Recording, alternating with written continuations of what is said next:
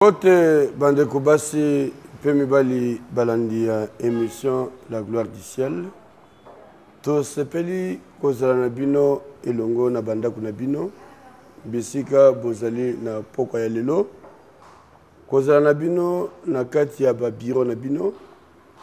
Na ba mituka na bino. Kokote la bino na kati ya bandaku pona kosolola na bino makambo matali lola. L'émission La gloire du ciel ezali émission na bino. Émission oyo bino bolingaka mingi. Émission oyo ezali kobongisa bino pona kokende epai ya tata kuna na lola. Émission ezali kosalisa biso malamu. Na uti ko expliquer bino makambo moko etalaki lolenge ya kotambola na kati na nkolo. Makambo tolobelaki pona vie oyo kolo alingi tomene na se ya mokili oyo.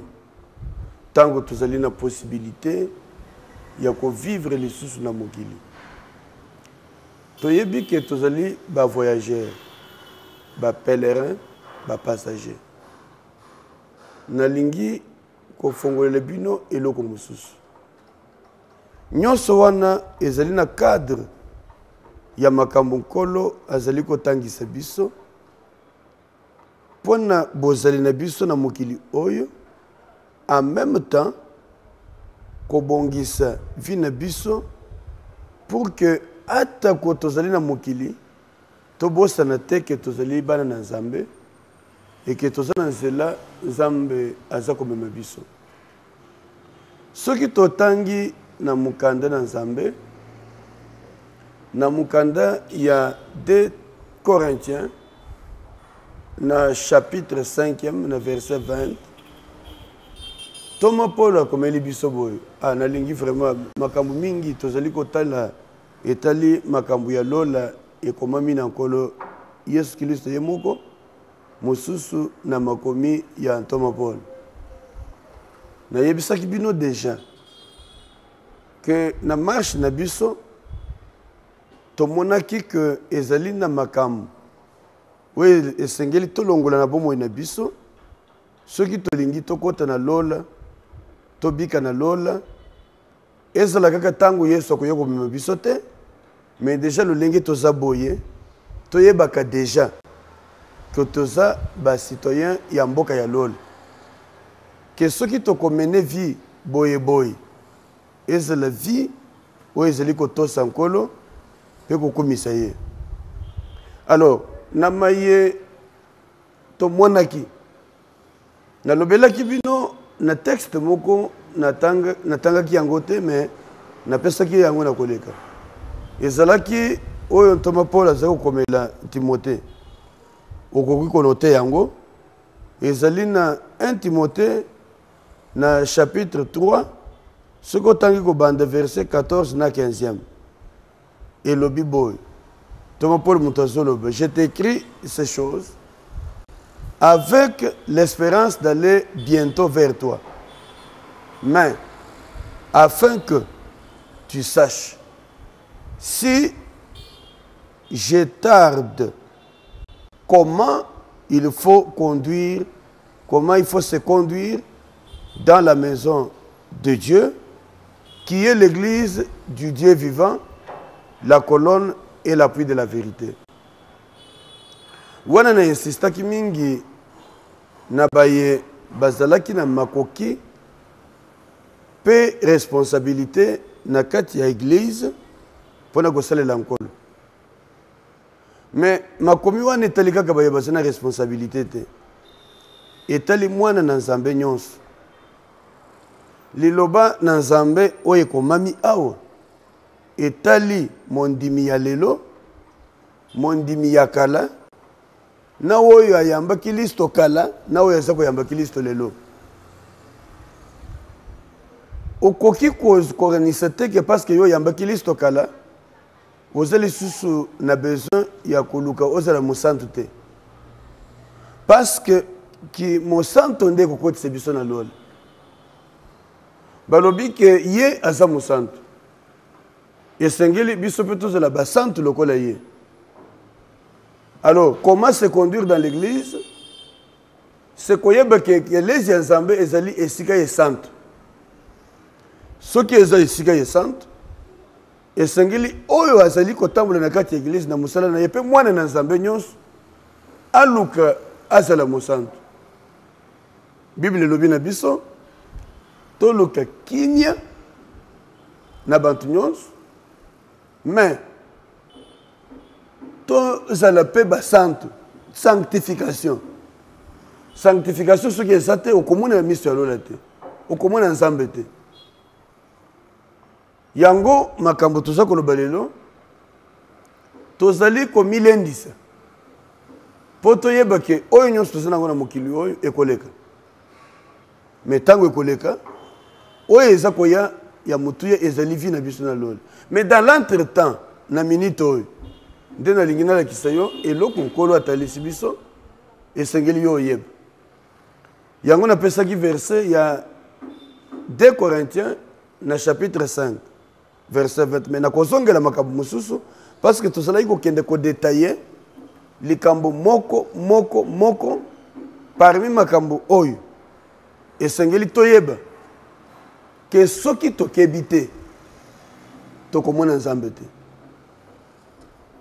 Je crois que totangaki yango déjà na continuer na bande kotanga yango moko. D'ailleurs avant d'aborder oyo nasonga na texte yango natangela bino yango pour que vous comprendre yango. Totangaka deux textes. Texte moko tozwaki yango na mukanda ya 1 Corinthiens chapitre 6 totangaki verset 9 na 10. Nazo songela kotanga yango boye. Bible boye elobi boye. 1 Corinthiens chapitre 6 verset 9 kokenda verset 10. Nakozongela oyo na pesi bino wana après. Pona kotalisa bino oyo kokosela bizaleli na biso na etamboli na biso. Na 1 Corinthiens chapitre 6 9 na 10 elobi boye. Ne savez-vous pas que les injustes n'hériteront point le royaume de Dieu? Et ça mutuna. Ne savez-vous pas que les injustes bantu bazanga bosem bakomona bokonzina lola te?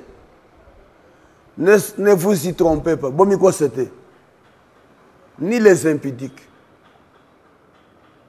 ni les idolâtres, ni les adultères, ni les efféminés, ni les infâmes, ni les voleurs, ni les cupides, ni les ivrognes, ni les outragés, ni les ravisseurs n'hériteront le royaume de Dieu. Donc, esengeli toyeba soki oza mosali na Nzambe me ozanga bosembo, ozali muntu ya Yakobo, ozali moyibi, mumela masanga, muntu ya kindumba, ozali oyo ozali kosala makambo ya kipede, c'est-à-dire oza mwasi ozokende na mwasi, oza mobali ozokende na mobali, alors que ozoko pratiquer biloko contre nature, ozali kofinga kotuka bantu okomona lola te ata koteya bantu tomo pona lobi na biso naza kosala eloko moko konyokola nzoto na ngai ko maintenir yango na discipline pour que atako mukolo yango ekomi na bwakisama libanda te nsima ya koteya bamosusu surtout biso bantu toza koteya bino tozali na responsabilité makasi parce que biso toyebi yango soki nga nateyi yo c'est que nayebi makambo naza koteya yo je dois être moi-même un modèle na mesana koyebisa bandeko oyo tosalaka bango na mosala na Nzambe ke yambo okende koteya liloba na bantu na kati ya etonga miteya nanu yo moko parce que loko toza koteya eza la vie oyo biso tomena yo oza moyibi oza koloba na muntu ayiba te mais eloko nini okotransmettre ye. Bible elobi na biso la lettre tue mais l'esprit vivifie. Donc makomi ya pamba eza koboma makomi ezanga molimo yango mingi baza koteya bantu maloba na bango ezali koproduire effet na nzoto ya bantu te na mitema ya bantu te parce que bango moko baza na vie moko ya désordre. Nous devons transmettre une vie que nous avons reçue de Dieu. Naloba la kabango mingi. Nous n'allons pas prêcher pour impressionner les gens. Toza côté était pour baye ba ke toyebi koloba. Yambo okende côté ya liloba. Liloba wana ezala l'impact na vie na yo. Oza kotambola na kindumba.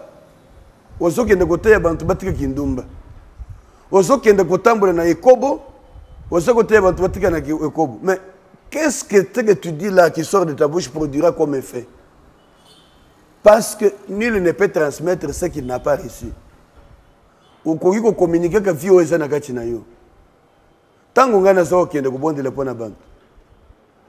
Naza ko tshela bantu maboko. Naza ko transmettre grâce ngana zwi na kati na ngai. Mais ce qui grâce sango esate, naza ne lokote, na ko transmettre nini. Ce qui naza muntu yokobo, na tche muntu loboko na tindeli yokobo ngana sanango.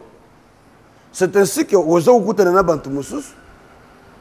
Église mobimba eza église ya désordre parce que muntu azali na mutu aza na vie ya désordre.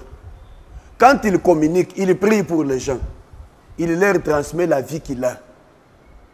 Yo keike babondele pona yo so délivrance. Ba tchele maboko. Babondeli pona yo. Au lieu où c'est la délivrance, c'est la vie de désordre qui commence dans ta vie. Si tu as eu des gens comme ça qui ont prié pour toi, tu as besoin d'être libéré, être affranchi. Je me rappelle le témoignage moko. Ndeko moko azalaki ko na ekelese oyo tozalaki tango na sana Lubumbashi. Ndeko ngo ya mwansi azalaki ndoki toyebaki te kaza ndoki.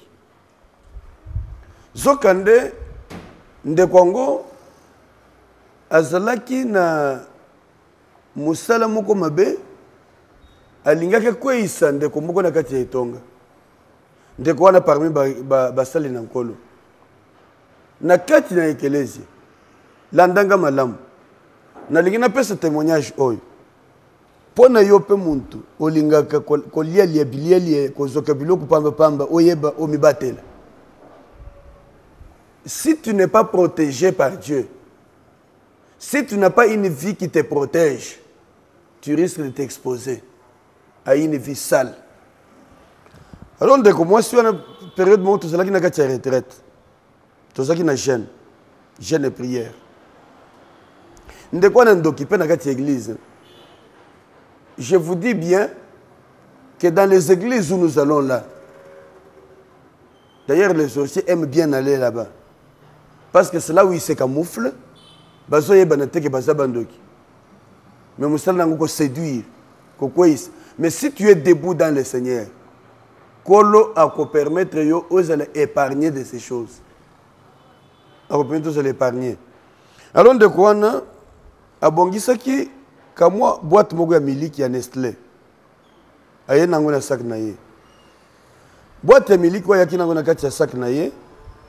Ezalaki boîte moko ezalaki préparé na kindoki.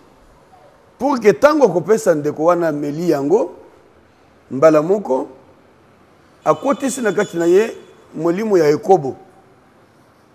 Abanda koyoka nzoto kolingana po alinga mwasi wana koyeka na ye. Ndeko ngo ye na église. Si matouti ko silisa jeune. To silisi prière. Toza 18h après 19h. Moni le bosaki na jeune bosilisi prière na zalawana ndeko achele bogo na saka bimisi kopo ya miliki. Nestlé ya mike oyo boyebi wana. Apesi musali alobi na yelaki yo po omela ndenge to tiko silisa jeune. Ndeko na zongo na maboko. Tango ndeko kopo wana na maboko. Ndeko mosusu ya mwasi na kati ya église. Asengi ye alobi ki ngana zaka na sana mo problème gastrite. Pardon, pesa ngai kopo wana na mele, miliki wana na mele. Muntu amemaki kopo na ya miliki. Asa chaki milimo mabena kati wana ya kindumba milimo mabe ya ekobo pour que soki montongo ameli yango akweyisa ye ndekwana motema boye a insisté moi je ne lui comme elle était ezali ya mosali boye tellement a insisté serviteur wana le bitete mela na yo monto yaki nango regrettaka mingi parce que saki na kuna ya si abongisa na kwa si abongisa tango a regrettaka ndeko wana kozwa kopo ya miliki wana ameli sima ya kopo ya miliki wana amelaki sœur wana azalaki mosantu na église sœur azalaka na kati ya intercession sœur azalaka parmi bayo baza kosalela nzambe sœur bandaka vi ya kindumba kukweyaka mikolo nyonso na kindumba kukweyaka na mibali kukweyaka boye la vie est devenue intenable et ça na bantu mususu ils se sont retrouvés dans des vies qu'ils sont en train de vivre de mener où vie ezali imposée par le monde des ténèbres bazali déjà envoûtés par les mauvais esprits où ezali ko maintenir bango na exploitation démoniaque et diabolique les forces de sorcellerie où ezali ko maintenir bango. Alors on ne comprenait pas comment ndeko wana muntu azali kotosa kobanga nzambe subitement il a une vie de désordre comme ça. Que s'est-il passé? Et le connaît comme elle a qui est. Tu sais tu es baqué le côté. Au point que la vie était devenue intenable. Tino mukolomoko na kati ya losam molimo na nzambe et se manifester makasi na ndenge moko ke sero ya ndoki wana elle est ballottée. En tout cas, je vous dis, dans votre église, s'il y a un sorcier, il y a un occultiste, un homme du monde des ténèbres, les méchants, ils ne tiendront pas dans l'assemblée des saints. La présence de Dieu que nous invoquons, que nous prions, les mettra en débandade. Il les mettra en nuit à découvert. À quoi il de quoi na quoi na kati église. Abandiko kanga, hey, tikangai moto, tindelaka bango moto na kati église. Tindaka bango moto. Parce qu'il faudra qu'ils sachent que ce monde ne leur appartient pas. Nous sommes des dieux et nous avons besoin de vivre une vie particulière. Alors, banda kolela, bamemie na côté à délivrance. Bissoir na kati ya délivrance. Tout ça la prière à délivrance pendant des heures et des heures. Milim. De quoi na yeko avouer bisso. Kazandoki. Parce qu'à un moment donné, quand nous prions, l'Esprit dit non, ne priez pas. Parlez-lui. Qu'elle vous dise ce qu'elle a fait. Tant que tu vas interroger, avouez Kindoki. Avouez qu'il y a Zandoki. Mais la sorcellerie est aussi indiquée dans ce texte. Ce qui est Kotanga, na Katia Bible, na texte, il y a Galates, chapitre 5, où œuvre de la chair au commun. Des choses qui sont énumérées là-bas. Ndaye ko avouer. Kazandoki. Azana église. Depuis des temps. Musala na ya tindami. Pona ko bebisa. Soko za penza musala na nzamba monike moto zana kati na yo. Akoya ko firo eloko akolia. Akokipe ko lambela yo biloko amemeli na bureau na église. Ayuko lamba pe amemi na ndako na yo. Exactement qu'à personne qui nous a lambi à personne au lieu pour diminuer la puissance na yo. Vous les serviteurs de qui aimez manger en désordre, qui aimez tout ce que tu vois, personne n'a pas lié, personne n'a pas lié, kebaka. Tu vas perdre le ministère. Tu vas perdre ce que Dieu t'a donné. Un homme de Dieu doit être discipliné. Il doit être un homme de prière. Un homme qui sait aussi rester fidèle. Tu ne peux pas toujours être à tout moment, non, non. Même des enfants de Dieu. Na quand église na itonga, banto bozo kuta na bango. Bango no sebasa na milimo ya Nzambe te. Il faut le discernement des esprits. Ndenge kolo atangisa biso na mukanda ya Corinthiens. Kolo banabiso qui a le don de l'esprit, il nous exhorte même à aspirer aux dons les meilleurs. Une église qui n'est pas conduite par l'Esprit Saint peut être exposée à du n'importe quoi. Et je vous donne un conseil. Bino ba yebo bengami na nzambe. Ata oza na nzala. Kolia kan désordre te sans prier pour la chose que Dieu t'a donnée. Na yebi pende na yebi te pona ina soko pesa témoignage oyo. Yo muntu ozolanda ngai peut-être nkolo alinga lobela yo koleka na makambo yo oza kosala. Oyeba ko vivre yango. Oyeba pe ko tenir vie. Oyeza ko tenir na ndenge nkolo aza kotalisa biso. Parce que tu peux aussi perdre la grâce de Dieu à cause de ta négligence. La discipline. La discipline est à sa place dans la marche chrétienne. Un chrétien qui n'est pas discipliné, il va succomber. Il va mener n'importe quelle vie. Et il vivra en désordre. Tikaye te kolo asunga biso. Toyebe lo lengi nini ya kotambola. Toye tambola kana ndenge ya kotosa ye. Mais surtout, tous les disciplinés. Disciplinés. Ne mange pas en désordre.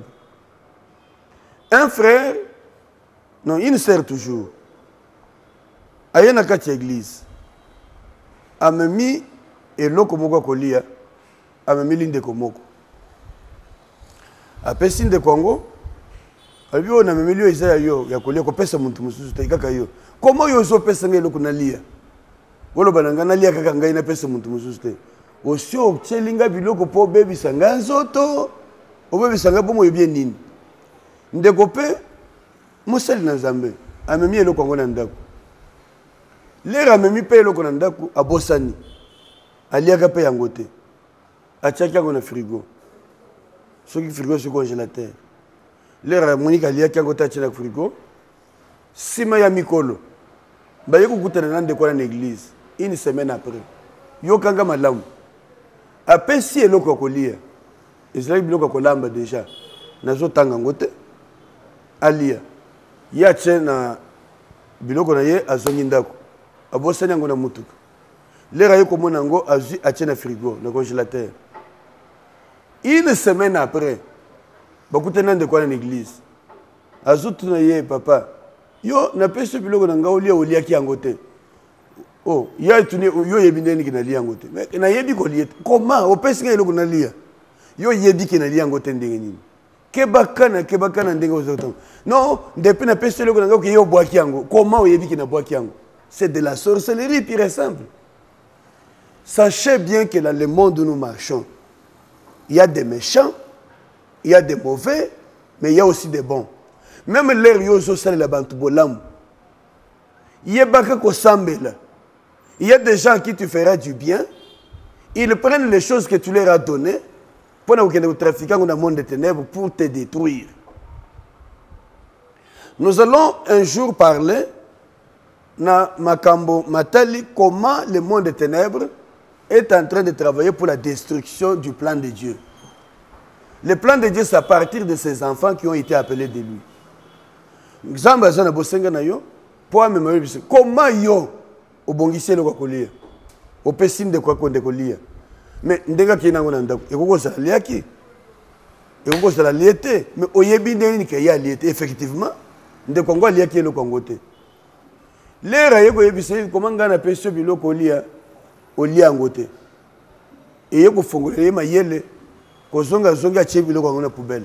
Parce qu'ils ne pouvaient pas comprendre qu'après ce que qu'on a lié. Abanda kolandela ngai une semaine après ayeba kingana lié le côté. Non, ce n'est pas normal. Alors, nous avons, ça je vous dis, c'est un témoignage que je donne pour que vous puissiez être prudents. Parce que le monde des ténèbres opère. Je ne veux pas ici prêcher l'égoïsme ou vous demander de ne pas communier, partager la vie ensemble. Mais tout en étant en communion, soyez dans le discernement. Bible est à l'isibiso. Je ne sais pas pourquoi je suis en train de le parler. Ngai na mesana kolanda kotosa molimo musanta. Na kokosala na lingana tangela bino yeloko mususu, kolo azongisinga na mususu. Na mesana ko yokela molimo musanta. Lokola ndanga na solo boboye, okoki kozala ozolanda ngai. Mais yebaka ke kolo oyo apesa yo possibilité ya kolanda ngai lelo abongisaki eloko moko esengelaki yo yokanga yango.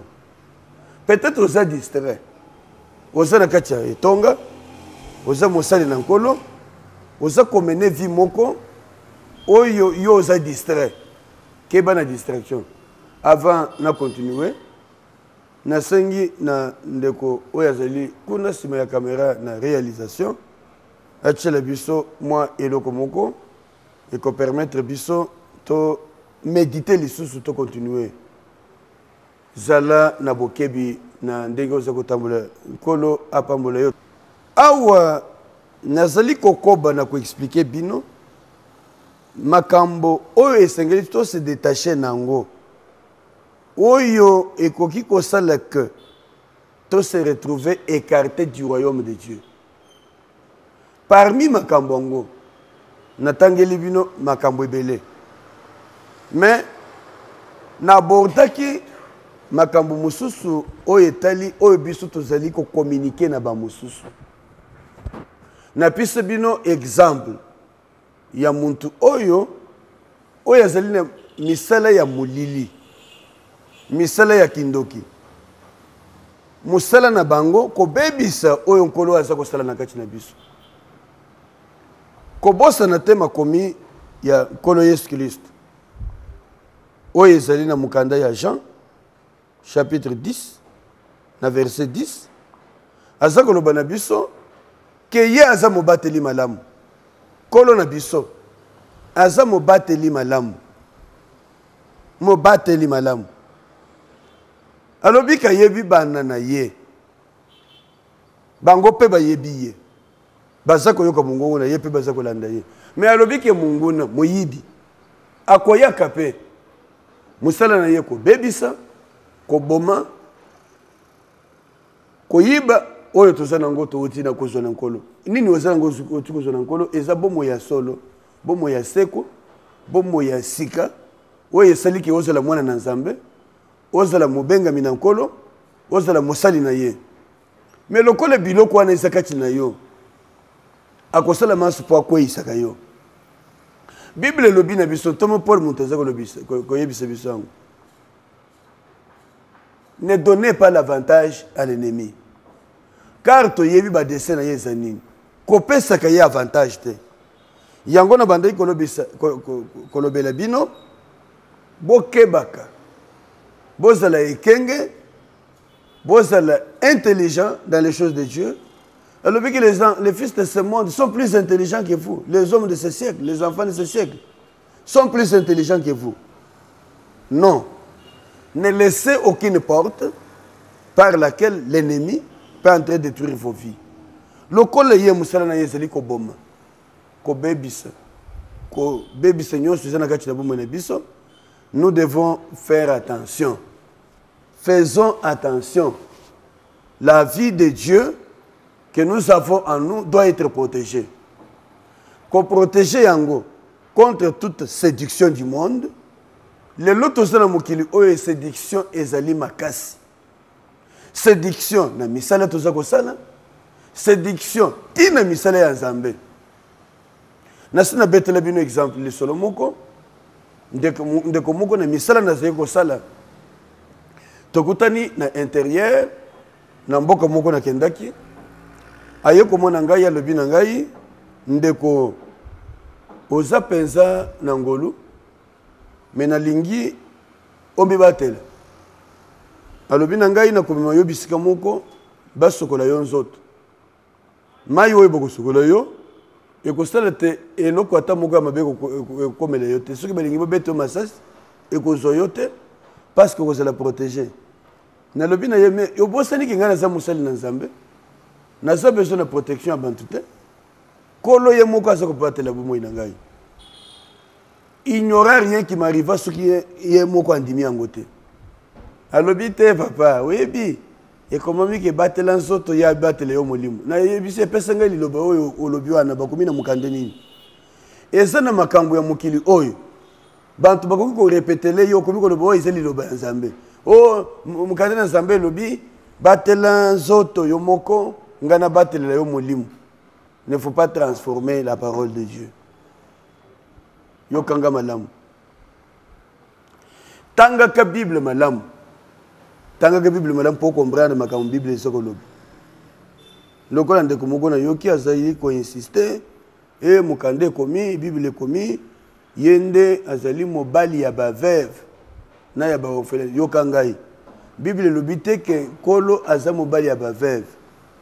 Alobi qu'il est le défenseur des veuves, mais il est le père des orphelins. Azako défendre bango. Lisez bien la Bible. J'ai entendu plusieurs hommes de Dieu donner ce texte dans un mauvais contexte. Puis, à ce côté, Azalina Moulimo Monsanto, Azako Kambaye, mais il interprète mal le texte. Tanga Kalilo Bananzambe. Ce que l'ingio tanga verset. Luka verset dans la Bible est Zako Lobanine. Ce que je peux dire, c'est que ça verset. Luka yango est-ce que ça na Bible ndenge wana? Na yebise mon cher. Bible lobi nangai. C'est lui qui est à lui la vengeance et la rétribution. Attends mon salinga mabelelo, je laisserai Dieu me venger. C'est lui qui prendra soin de moi. C'est lui qui me protège. C'est lui qui me sécurise. Et puis, celui qui me parle là, il sait bien que je suis un pasteur, un homme de Dieu, un serviteur de Dieu. Il me propose d'aller prendre une protection. La Bible dit, malheur à vous, vous qui partez en Égypte pour chercher la sécurité. Ma vraie sécurité est dans le Seigneur. Il y a des gens qui sont même des dieux qui ont touché aux choses des ténèbres, qui utilisent les forces des ténèbres pour accomplir le ministère de Dieu. Dieu est Dieu, il est saint. Il n'est pas servi par les mains des hommes. Bible, le acte des apôtres. Dieu n'habite pas dans les maisons faites de mains d'hommes. Il n'a pas besoin de mains humaines pour les servir. Il n'est pas servi par les mains humaines. Écoutez-moi bien. Yomunto Israël. Oza kokende na Égypte. Pour na protection, sécurité. Ozali ko détruire l'avenir na yo. Oza ko fongola porte na vie na yo e ko mema yo musika na ko détruire yo. Na pesa bino na yebite pour na zo ko pesa ba témoignage. Ceux qui ozali sur le chemin d'une tentation pareille. Accroche-toi à Dieu. Les choses de ce monde ne nous apporteront rien. Kolo yemoko azali nzambe. Ya yebi ko tambola na biso, ayebi ko secourir biso, ayebi ko pesa biso bomoy. Ne va pas chercher la protection ailleurs. La protection est en Dieu. Mais en même temps, Nathalie Sibinoboy, ce que za ko tambola na nkolo, ozamona na nzambe, tu recevras des serviteurs de Dieu ce qui est année. Quand quelqu'un vous impose la main, Azako s'identifier na yo. Azako communiquer yo quelque chose qui vient de lui. C'est ainsi que si tu es dans une église d'un serviteur de Dieu sorcier, d'un féticheur, celui qui est allé toucher aux œuvres des ténèbres, l'air y a composé beaucoup, à transmettre yo vie au azanango. Ce qui est en lui. C'est ainsi que Bamoussou sous les lots. Peut-être yo montozo landangai, wane komela kayo pe okende pa muntu asambela pona yo abondeli pona yo au lieu que tu obtiennes la délivrance, la libération de ce que tu vivais, mais tu as peut-être vu, tu es peut-être tombé les rekoyo la muki au moni ba vertige, cela ne signifie pas que Dieu est avec toi. Alors les yo telemi, tu as l'impression que makabumoko comme le na vie na yo oyo salaka nangote. Lokola ndeko moko azote betelanga lisolo moko. Akenda ki epandeko moko asambelaka pona ye. Banda ndeko na asambelaka pona ye. Il ne comprend pas quelque chose qui se passe. Il y a quelque chose d'anormal qui n'est pas normal. Il commence à vivre dans une situation, je ne voudrais pas donner les détails, une situation qu'il n'avait pas au départ. Mais franchement, qu'est-ce qui m'arrive? Faites attention à des personnes à qui vous donnez vos têtes pour qu'ils prient pour vous. Nous avons besoin aujourd'hui des hommes de Dieu qui craignent Dieu et qui servent Dieu dans la vérité. Et si vous marchez de n'importe quelle manière, revenez auprès du Seigneur. Natchebino en garde contre les actions de ténèbres qui se produisent dans la vie, dans la cité où nous vivons, mais aussi même dans les églises. Parce que Satan a comprendre que il faut que me bangona misala ya molimo. Parce que quand tu les amènes au loin, ils vont comprendre. Ndenge bamekaki Yesu Kristo mokonzi na biso, il fut tenté par l'ennemi. Ndenge moko pe tokozala tenté. Mais ceux qui vivent avec Dieu vaincront. Ils vaincront. Tikayete kolo apesa yo autorité, apesa yo pe supériorité, likolo ya makambo nyonso za koleka. Ndeko mwasi moko na kati ya etonga ayeko mone mosali na Nzambe. Soki yo pe oza na kati ya misala wana luka délivrance. Misala mabe ya kindoki. Misala mabe ya mfutuma. Kokotaka na ba église pona ko bebisa misala na Nzambe. Ndeko wana yeko mona mosali na Nzambe moko ayebisi pasteur na yeko senga yo obondela pona ngai na lingina zala délivrance. Atuni na ye olingi délivrance ya nini? Ona zandoki. Ce n'est pas facile de voir les bandoki baye boye na église le bina zandoki bondela pona ngai. Ou soit ceux qui aillent et zali po ameka yo ou bien à distraire yo ou bien alors il veut jouer avec ton esprit.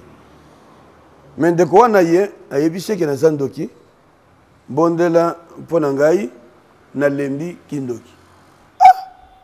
Au lembi kindoki dit un ndenge na saboy atuni ndenge yaka na église tous les jours au sekandoki na sekandoki ndenge na vanda na église na sakana na milimu abantebele atuni osakana na milimu na bango ndenge nini idi mususu liboso kuna la ba mataka soit bazako kamba prière ba modérateur ou bien bazako teya ngana mona ka bango mitakala pena sakana kana ba esprit na bango. Atangeli histoire le bio yebi frère songono hein jour moko azako modéré na balusa ke esprit na ya na bungise mayele akomi ko lo babiloko moko ezangatina na yeko comprendre ah ndeko webi ke bantu mususu amatili ko lo cher boyeka so teya omoni akomi ko lo babiloko pamba so yebate biloko so lo ba ezana mutu te ezama kolote abandi boyeka mati boyeka donc makambo babungise na mayele ndoki muntu mabe. Ce qui est sandoki ndenge na solo baboye kolo aza koloba na yo o se repentir otika kindoki osonga na nsela na Nzambe alobi na ye na mona kabango mitakala na bundisaka bango na sakana kana milimu ya bantu siko tuniye okoko sakana pe na ngai te soki na ye ko senga yo bondela pona ngai pona moniko yo za na moto na Nzambe na kati na yo. Soyez saints, craignez Dieu, marchez dans la sainteté, vous vous protégerez contre toutes les armes de l'ennemi. Et ça kotanga malobate et ko changer yo. Mingi toute arme forgée contre toi sera sans effet, sans effet. Sans effet dans la bouche d'un pécheur, c'est sans effet aussi pour toi. Il faudra que tu aies la vie de Dieu, que tu craignes Dieu. Tu marches dans la sainteté. Alors histoire en déco ayebisi mosali wana ke na lingi natika kindoki parce que na lembi kindoki makasi na lembi musala bapesanga na kindoki ezali ya kobetaka bantu na nzela ah obetaka bantu ndenge nini na betaka bantu na ndenge ke soki na bimi misala nanga bapesanga yi na betaka bantu bambata na mikongo na betaka bango bambata na mitu soki obimi oza bien ozongi ozobela mutu ozobela mukongo o nazoyoka bien te on dirait na memaki mokumba mosusu na mataka bango na transformaka bango na nzela lokola ba cheval na mateli bango nzoto na sakani sakani na bango na beti bati bango bufimbu lere bazosonga na ndako abimaka bien akomi kobele zokande na betaki bambata na nzela. Mais entre temps ngai moko pe naza kosouffrir, naza kosouffrir parce que mosala nanga kobetaka bantu na nzela nazo yo zonga na maboko pasi souffrance. C'est une souffrance qui m'a été imposée. Voilà pourquoi je dis à quelqu'un hier kindoki salaki pour mon to sala mabe face à la mon famille na yo le lot ezali tellement makasi que ata mon to za famille na yo te akoko puma yo akoko sala yo mabe kebaka kangama na nzambe sambela kan nzambe ko makananda kuna yo te sango sambela pendant que tozana mokili oyo toza ko bongama to tombo matoke de likolo kokutana na nkolo na biso Satan ça peut travailler pour réduire biso en silence. Atele mise biso to continuer na musala na nzambete. Yango na za kotalisa yo lelo oyeba que na vie na yo pe na marche na yo ozana bosenga ko kangama na nkolo koyeba ye pe ko sala musala na ye. Na pesi bino exemple pour na kotalisa bino que si tu n'es pas dans les vrais, tu es exposé toi-même. C'est dans ton intérêt que dans l'attente de l'arrivée du Seigneur Jésus-Christ, tu sois prêt à rencontrer le Seigneur. Oyebi que okoko détruire vie na yo avant ta na yo ya liwa. Parce que tu as ouvert une porte à l'ennemi. Oya zali ko utiliser pour exploiter yo ko bebisa yo ko tungisa yo. Tika yete kolo asunga yo. Yo muntu za kolanda ngai. Zalana discipline d'engana zakolo baboye, discipline de la prière, discipline dans la vie, discipline aussi dans la marche avec Dieu, la méditation de la parole, le respect des principes bibliques. Pour yeba kozala oyo okokota na lolo tolobi makambo ebele etangami na maloba oyo tokote kotanga oyo peut-être tolobi lelo ezali oyo kola bongisaki po yo olandango bien que tango na yaki nazalaki na eloko mosusu na lingana expliquer na pesaki divino déjà verset moko mais na exploiter verset wana te ndenge na lobi na mesani koyokela molimo mosanto soki a orienté na direction moko na landie yo ndeko mwasi ndeko mobali oza kolanda biso bisika ozali soumis à des problèmes, perturbations na misala na yo, perturbations na vie na yo chrétienne, parce que tu t'es laissé influencer par les gens, tu es entré dans la vie des uns et des autres, ko liaka bilialia, ko simbaka bisimba simba, ko kotaka makambo ezagatina te, voilà la vie que tu as maintenant. Tu peux revenir à Dieu. C'est le Seigneur qui t'a envoyé ce message aujourd'hui. À ce qui n'a pas ça, à délivrer yo, à libérer yo. Na esprit yo. Il n'y a pas une force qui est au-dessus de la force de Dieu. Dieu est capable de nous libérer et de nous affranchir du mal. Yango wana na sengi na yo omikaba nankolo. Toza kosilisa émission oyo lelo. Nako talisa yo que kolo alingi yo. Ceux qui sont soumis à des forces de ténèbres, tu peux te repentir et changer de vie. Il va te délivrer. Nous sommes donc à la fin. Émission Oyo Wutikoland. Ezali organisée par Samelio na Assemblée chrétienne famille royale. Oyo ezali na avenue Kabinda numéro 71 na commune ya Kinshasa bisika tozali na etonga na biso soki olingi okutana na biso okoki kokuta biso bisika yango tozape na numéro ya téléphone oyo ezali koleka na écran okoki kobenga yango pe kozwa rendez-vous na biso pe ozana mutuna otuni biso kolo apambola bino na kombo na Yesu Kristo tusukeli wana pe tusuki na lusambo pe merci papa na ndenge otalisi biso mayeto uti kolobalelo na bana na yo tolingi ko kumisa yo pona nyonso obongiselaki biso na musala osaleli biso lelo. Zala mokambi ya bana na yo, sunga bomoi na biso na nzela nyonso tozali koleka. Baye oyo balandi maloba oyo tindeli bango. Soki bazali sumi na makasi pe puissance ya mokili oyo, talisa bango nzela ya kolanda po bayeba kotosa yo. Oyo bazali na mabe, bayeba pe ko se repentir kobima na banzela mabe. Balanda yo, bayeba yo pe batosa yo. Na kombo na Yesu Kristo, to bondeli pe totiki bango nyonso maboko na yo tolobi amen. Amen, merci et à la prochaine.